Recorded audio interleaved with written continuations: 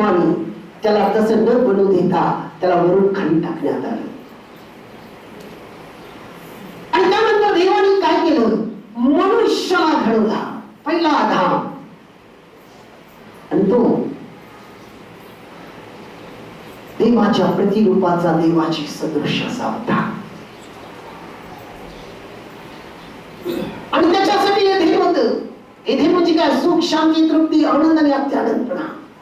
त्याला कुठली कापणी करायला लागत नव्हती, त्याला कुठं नांगरायला लागत नव्हतं, त्याला कुठं पेरणी करायला लागत नव्हतं, त्याला कुठली मळणी करायला लागत नव्हती.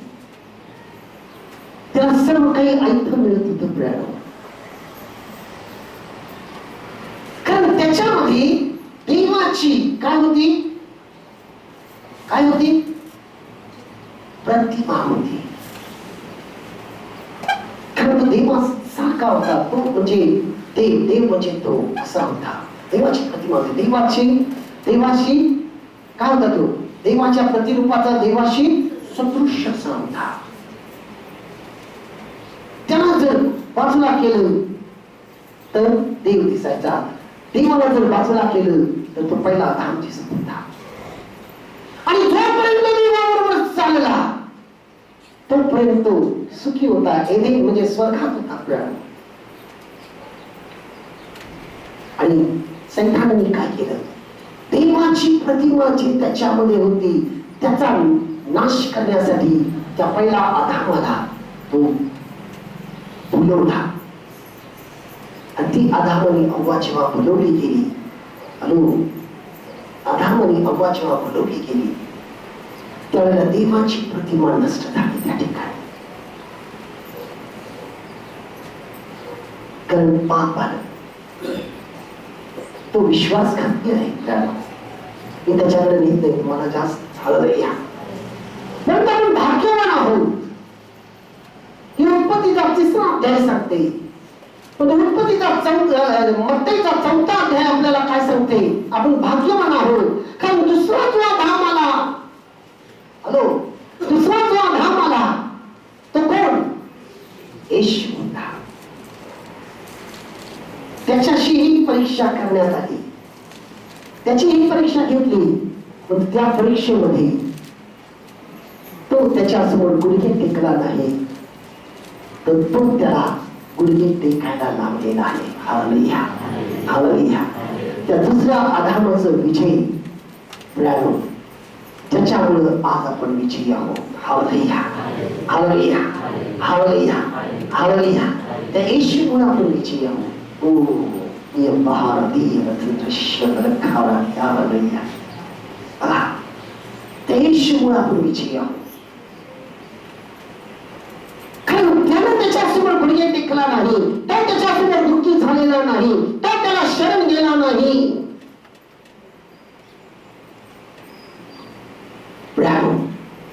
आज देवाची जी लोक आहे त्यांना बघत असताना सैतानाला काय होते, ईर्ष्या निर्माण होते. तो चौथाळतोय, तो क्रोधित होतोय. कारण तुम्हाला बघत असताना त्याला देव दिसतो. तुम्ही देवाचे प्रतिरूपाचे, देवाशी सदृश आहात म्हणून तो तुम्हाला आपल्या हयात करण्यासाठी बोलवण्याचा प्रयत्न करतो. तुम्ही जर खरोखर त्या ख्रिस्ताबरोबर चालता तर तुम्ही बोलवले जाणार नाही आहात. तुम्ही त्या दुष्टाचं ऐकणार नाही तर त्या दुष्टाला तुम्ही आपल्या पायाखाली धरवा. हालेलुया. त्याला आपल्या पायाखाली धरवा. ख्रिस्ताबरोबर एक होणं, ख्रिस्ताबरोबर झटणं, ख्रिस्ताबरोबर चालणं, ख्रिस्ताबरोबर जेव्हा तुम्ही राहता त्यावेळेला तुम्ही ख्रिस्ताची वाणी ऐका. शमरोनी स्त्री जेव्हा त्याच्या जवळ गेली ती ख्रिस्ताची वाणी ऐकली.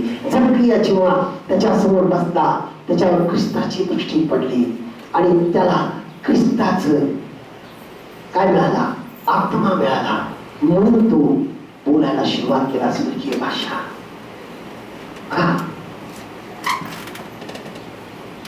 पण जेव्हा तुम्हाला तो ख्रिस्त भेटते त्यावेळेला तो दुष्ट तुम्हाला सोडून जायला लागणार. त्या 38 वर्षाचा रोगीकरी त्याच्या खयात होता. कोणाच्या? सैतानाच्या काळात, आणि सर्व लोकांना तो विरुद्ध करून त्याला पंगू करून टाकलेला होता. जेव्हा ख्रिस्त त्या ठिकाणी गेला, ख्रिस्त त्याला पाहिला आणि त्यानं ख्रिस्ताला पाहिला, ख्रिस्त त्याच्याशी बोलला, त्याला ख्रिस्ताच्या वाणीवर विश्वास ठेवला, त्याच क्षणी त्या दुष्टाला त्याला सोडून जाणं भाग पडलं. हॅलो, तो भूतग्रस्त मनुष्य, भूताचं सैन्य त्याच्यामध्ये होतं. सैन्य म्हटल्यानंतर हजारांनी भूताची आत्मे त्याच्यात होतं, आणि तो दगडाने ठेचून स्वतःच्या शरीराला हाल करायचा. सर्वजण बघून घाबरत होते. पण ज्या वेळेला ख्रिस्त त्या गावात गेला, ख्रिस्त त्या ठिकाणी जातात, ते सर्व भूताचे सैन्य ख्रिस्ताला शरण आले आणि ते म्हटले, तू आम्हाला वेळेच्या आधी काढण्यासाठी आलास का? आधी काढण्यासाठी आलास का? तो त्याला म्हटला नाही, हो आधी काढण्यासाठी आलेला आहे. ठीक आहे, तुमच्या वेळेप्रमाणे जात आहे. त्याने त्या व्यक्तीला बघितला जो परमेश्वराचा अंश होता आणि त्याच्यामध्ये तो होता. त्यावेळेला तो त्या भूताच्या सैन्याला आज्ञा दिला आणि ते त्याला सोडून गेले वेळेच्या आधी. हालेलुया, वेळेच्या आधी सोडून गेले, कारण येशू आज्ञा दिला.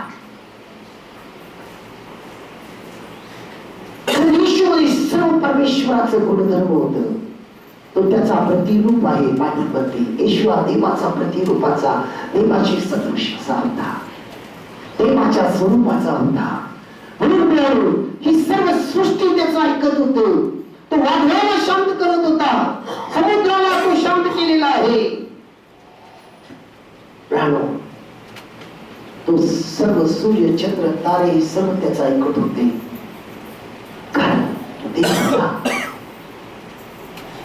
तो जसा पूर्ण देव होता त्याच वेळेला तो पूर्ण मनुष्य होता. आज तुम्हीही प्रेरणा त्या येशू सारखे व्हा. ही देवाची इच्छा आहे आणि देशाची इच्छा आहे. Hallelujah, hallelujah, hallelujah, hallelujah, hallelujah. म्हणून हा 7वा दिवस जो विसाव्याचा दिवस दिलेला आहे, जेव्हा तुम्ही त्याच्या सानिध्यात बसाल, तुम्ही आशीर्वादित व्हाल. त्याचा आशीर्वाद काय आहे प्रणव? नीतिसूत्र त्याचा 28वा अध्याय 25वा वचन. त्याचा दुसरा भाग काय म्हणते बघा, दुसरा भाग 28वा अध्याय 25वा वचन. Hallelujah, hallelujah, hallelujah. बघा, लोभी मनुष्य दुसरा भाग, पण परमेश्वरावर भाव ठेवणारा धष्टपुष्ट होतो. हॅलो, जो परमेश्वरावर भाव ठेवतो तो धष्टपुष्ट होतो. तुम्ही पौष्टिक खाऊन धष्टपुष्ट होणार नाही. बघा, जास्त मसालेदार खाऊन तुम्ही धष्टपुष्ट होणार नाही. कोल्हापूरची लोक, परवा न्यूज मध्ये वाचलो, मी ऐकलो की कोल्हापूरची लोक मटण खाण्यासाठी भांडतात आणि त्यासाठी त्यांना स्वस्थ करण्यात आलं. मटण खाऊन तुम्ही पैलवान होणार नाही प्रणव. जो बैठका मारून पैलवान होणार नाही. हॅलो, बायबल काय म्हणते? देवावर जो भाव ठेवतो, देवावर जो भाव ठेवतो तो धष्टपुष्ट होतो, तो धष्टपुष्ट होतो. म्हणून प्रियांनो, आज कोणीही देवाची दुःख हे म्हणू शकत नाही, आमच्याकडे अजिबात वेळ नाही. आज मला माझ्या कुटुंबाची काळजी घ्यायची आहे. मला माझ्या कुटुंबासाठी, माझ्या मुलांच्यासाठी काय केलं पाहिजे? मेहनत केलं पाहिजे. मला कष्टाचं काम आहे, मला कामावर गेलंच पाहिजे.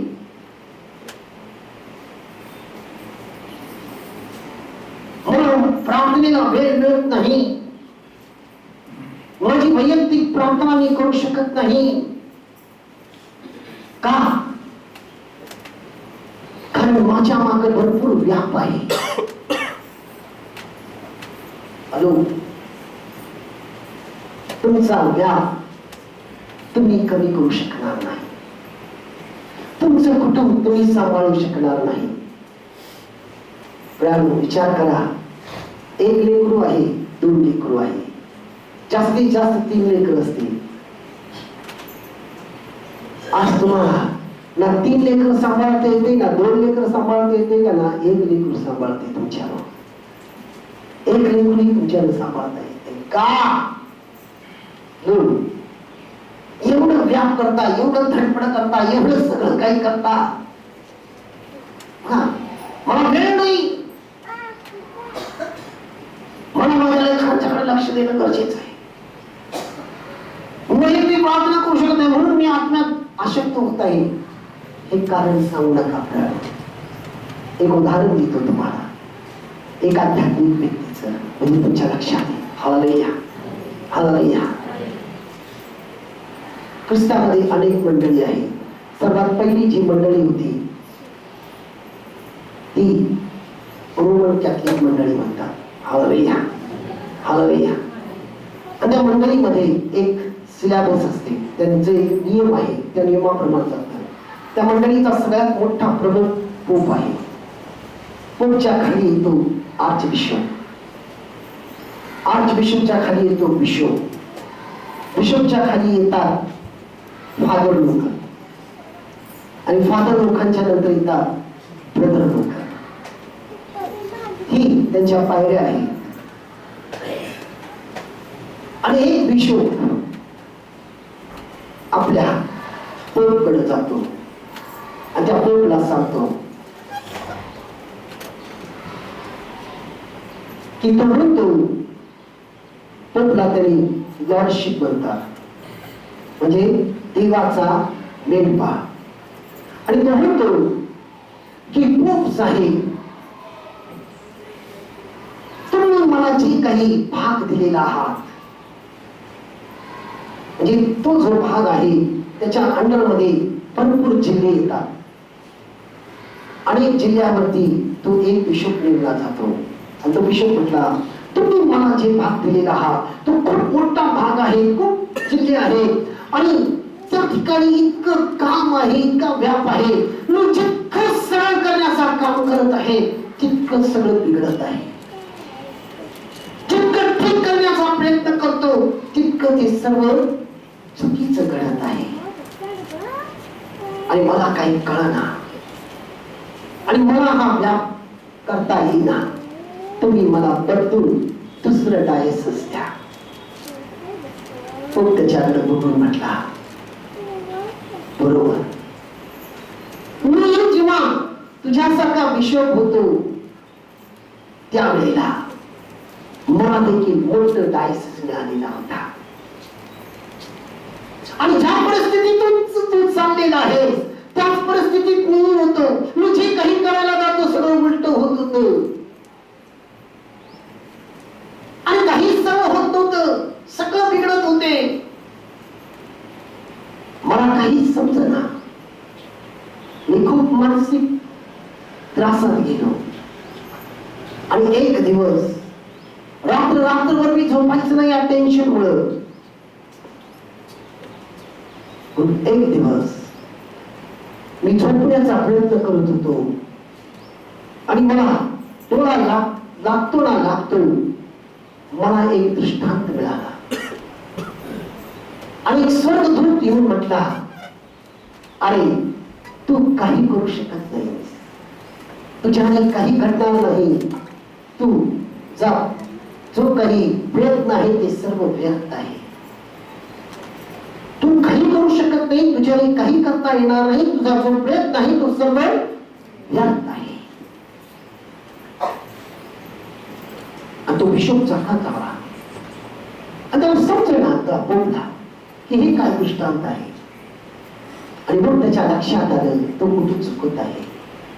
कारण तो आपल्या बुद्धीने, आपल्या जवळ असलेल्या चलाकीने त्या गोष्टी हाताळण्याचा प्रयत्न करत होता, पण सगळं त्याच्या विरुद्ध जात होतं. आणि मग तो गुडघे टेकून परमेश्वराला शरण गेला. पश्चाताप होते आणि परमेश्वराजवळ तो प्रार्थना केला. आणि अधिक वेळ प्रार्थनेत घालवायला सुरुवात केला. जेव्हा तो प्रार्थना करायला लागला अधिक आणि अधिक आणि अधिक, बघा त्याच्या आत्म्यामध्ये विश्राम मिळायला सुरुवात झाली. आणि त्याच डायसेस मध्ये काही न करता सर्व काही व्यवस्थित चालायला सुरुवात झाली,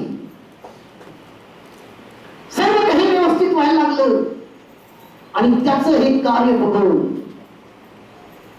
त्याचा त्याला आर्च बिशप बनवला. आर्च बिशप म्हणजे भारतामध्ये फक्त 2 आर्च बिशप आहे. एक दिल्लीला आहे आणि एक या भागात केरळामध्ये कुठेतरी आहे. हालेलुया. आणि तो आर्च बिशप झाला. आणि आर्च बिशप नंतर त्याला देवाने त्याला पोप बनवलं. आणि आज मी पोप झालो. आज लक्षात ठेवा, तुम्हाला देखील मोठं व्याप देवाने दिलेला आहे. ते तुमचं कुटुंब आहे. प्रियानो, तुम्ही आज तुमच्या घराचं आई असाल, बाप असाल, एखादा मोठा भाऊ असाल, मोठी बहीण असाल, एखादा मोठा मुलगा असाल किंवा मुलगी असाल, तुमच्यावरती ती जबाबदारी आहे. हॅलो, तुमच्यावर एक मोठी जबाबदारी देवाने दिलेली आहे. आणि तुम्ही तुमच्या बुद्धीने चालवण्याचा प्रयत्न करता, तुम्ही तुमच्या चलाकीने चालवण्याचा प्रयत्न करता, तुम्ही तुमच्या युक्तीने चालवण्याचा प्रयत्न करता आणि त्यामध्ये तुम्हीच गुरफटत आहात. म्हणून तुम्ही तुमच्या लेकरांना सांभाळू शकत नाही, योग्य मार्गदर्शन करू शकत नाही. तुम्ही तुमच्या बायकोला हाताळू शकत नाही, तुम्ही तुमच्या नवऱ्याला हाताळू शकत नाही. हॅलो, कारण तुम्ही तुमचं एफर्ट्स घालता, तुमचं स्वतःच प्रयत्न आहे, तुमची स्वतःची बुद्धिमत्ता आहे, तुमची स्वतःची चालाकी, तुमची स्वतःची युक्ती आहे. प्रियानो, आणि आज ते जसा तो पोपशी बोलला तेच तो तुम्हाला सांगत आहे. तुम्ही स्वतः काही करू शकत नाही, तुमच्याने काही घडवलं जाणार नाही. हॅलो, सर्व काही त्याच्याद्वारे, त्याच्यापासून आणि त्याच्याबरोबर आहे. म्हणून तुम्हाला काय करणं गरजेचं आहे. हॅलो, आजपासून काय करणं गरजेचं आहे? बोला मोठ्याने, मोठ्याने. मला ऐकू येईना. मोठ्याने, अजून मोठ्याने. तुम्हाला स्वतः त्याला शरण जाणं गरजेचं आहे. कोणाला? देवाला. त्याला शरण जा, त्याच्यासमोर प्रार्थना करा, त्याच्यासमोर तुमचं सर्व दुखणं मांडा, त्याच्यासमोर तुमचं सर्व प्रश्न मांडा, त्याच्यासमोर तुमच्या सर्व अडचणी मांडा. आणि तो तुमच्या पुढे चालणारा परमेश्वर आहे. बाकी काय म्हणते? तुझ्या समोर येणारं उंच सकल त्याला मी उंच पाठ बनवे. हालेलुया. तो तुमच्यासाठी सर्व काही व्यवस्थित करेल. आणि तुम्ही रिलॅक्सपणे चाला, म्हणजे अतिशय मजेत सगळं काही आपोआप घडत चाललेलं आहे. आपोआप तुमची मुलं आपोआप रँक काढत बसते. रँक म्हणजे तुमची मुलं आपोआप गुणवत्ता मिळवेल, उच्च गुणवत्ता. आपोआप तुमच्या मुलांची नावं होती आणि ते या जगामध्ये आकाशातील ताऱ्यासारखे चमकतील. प्रियानो, hallelujah, hallelujah, hallelujah, hallelujah, hallelujah. आणि तुमच्या घरामध्ये तो स्वर्गीय सुख निर्माण होईल, स्वर्गीय सुख निर्माण होईल. आज प्रियानो, तुमचं काम तुमच्यासाठी सोपं असेल. तुमच्या व्यवसायामध्ये धडपड करायची गरज नाही, आपोआप सगळं काही व्यवस्थित चालेल. बरकत आणि बरकत येईल. तुमच्या अभ्यासामध्ये देव तुम्हाला असा सहाय्य करेल, तुमची बुद्धिमत्ता इतकं तेज होईल, तुम्हाला इतकी स्मरणशक्ती मिळेल की आपोआप तुम्हाला सगळं सब्जेक्ट सोपं जाईल, सोपं जाईल. लक्षात ठेवा, त्याला शरण जा, कारण सर्व काही तो आहे. प्रियानो, म्हणून तो म्हणतो अल्फा आणि ओमेगा मी आहे, मीच सुरुवात आहे, मीच शेवट आहे. आज त्याला शरण जा. तुमच्या घरातलं वातावरण प्रसन्न होईल, तुमचं जीवन आनंदमय होईल, तुम्ही सुखी व्हाल, तुम्ही निरोगी राहाल आणि तुमच्या जीवनामध्ये सर्व काही बरकत आणि बरकत असेल. Hallelujah, hallelujah, hallelujah, hallelujah, hallelujah, hallelujah, hallelujah, hallelujah, hallelujah. कारण हे सर्व तो देतो. जेव्हा तुम्ही त्याच्याबरोबर एक होता, तुमच्या आत्म्यामध्ये जेव्हा तुम्ही त्याच्याबरोबर त्याच्यासमोर बदलून आत्म्यामध्ये विसावा येतो आणि त्याच्याद्वारे तुमचा आत्मा शुद्ध होतो. अस्वस्थता नाही सावे, अस्थिरता नाही सावे, सर्व काही आपोआप शांतपणे नाही. यावेळेला आपण सर्वजण उठून उभं राहूया. आत्मश्वर देव तुमच्याशी जे काही बोल